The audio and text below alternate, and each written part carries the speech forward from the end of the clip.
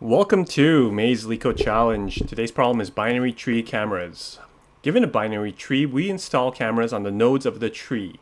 Now each camera at a node can monitor its parent, itself, and its immediate children. Now calculate the minimum number of cameras needed to monitor all the nodes of the tree. So if we have this binary tree right here, we can see that obviously we want to put the camera right smack in the middle so that that's going to minimize the number of cameras and it's going to cover all the nodes here to be monitored. Here we can see that the minimum is going to be 2 cameras, 2 in the smack in the middle, and that's it. Now how do we do this? So yeah, this is not an easy problem, and it took me a while to kind of figure this out. Let's start off by imagining if this was a 1D array, and if we had the same problem where the camera can monitor itself, the one previous and the one after, how would we go about doing something like that? So say we had a bunch of indexes like this. Like we know at the beginning, say that we start here, would we want to put a camera here? And when it's at the edge, like the bottom, say that this was like a leaf, we know that we don't want to put a camera here. It would be much better to put the camera at its parent, right? So what we can kind of do is mark whenever a node is a leaf, so we can call it like N, I guess, or we'll call it L. Say if it's a leaf, then we know we want to put a camera on top of its parent. Okay. Now, if we put a camera on this parent here, we kind of know that the next one is going to be monitored by this camera from the beginning, right? And we have to keep track of that with some sort of boolean or some value. We have to keep track of this as we move up in our recursion. We know we're probably going to do some sort of depth first search recursion. But like here, we can already tell, okay, we don't even need to know what comes next. We just know that the camera is going to be at the parent, and then the next parent is going to be monitored by this camera here. Now, as we move forward, though, what do we want to put here? Do we want to put a camera here? Because it's not. This one's not going to be monitored, right?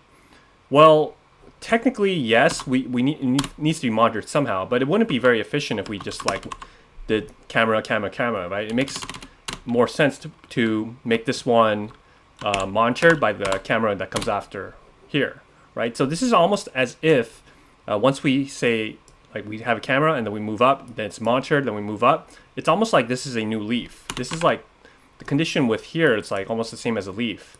So really, there's no difference. It's like we can just mark this as monitored, and then as we move up and said, hey, if the previous one wasn't a camera, we want to mark it with the camera next. So right here, we can see 2 cameras.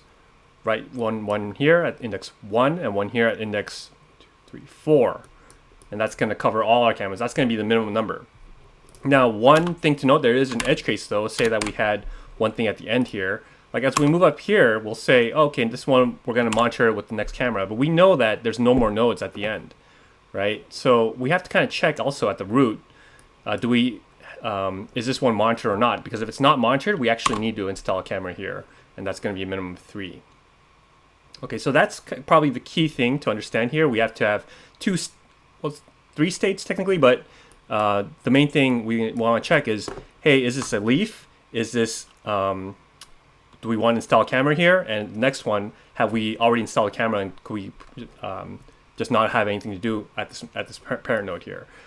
It does get a little bit tricky though, because we have to do this on both sides, and I'll show you how that's going to be done. So the first thing we want to do is create a global variable.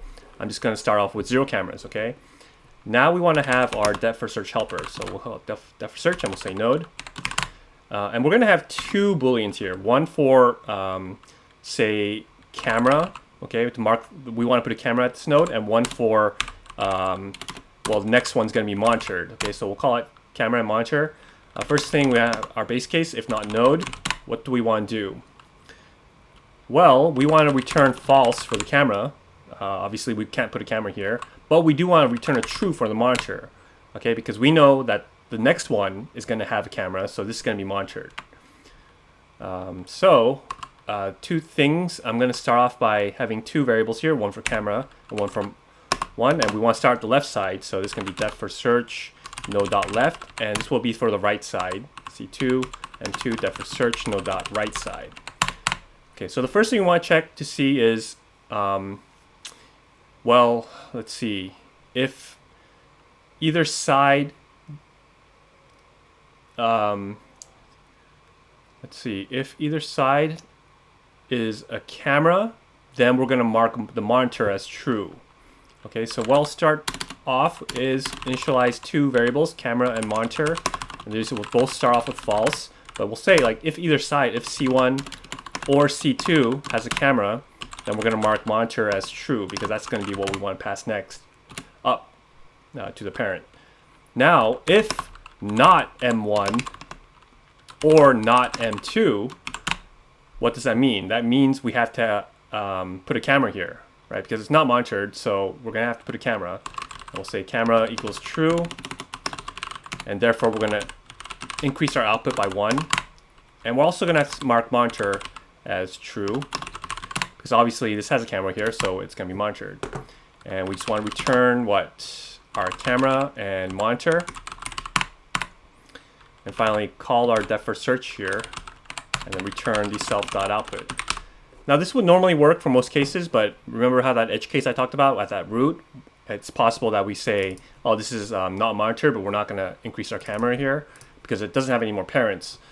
So to take care of that, I'm just going to return the value for the monitor here, because if, let's see, if not monitor, then we actually want to return self.output +1, because we have to have a camera here.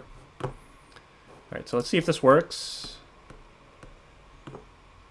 Okay, let's see, monitor. Oh, if not M. Okay, so that looks like it's working, so let's submit it. And there we go, accepted.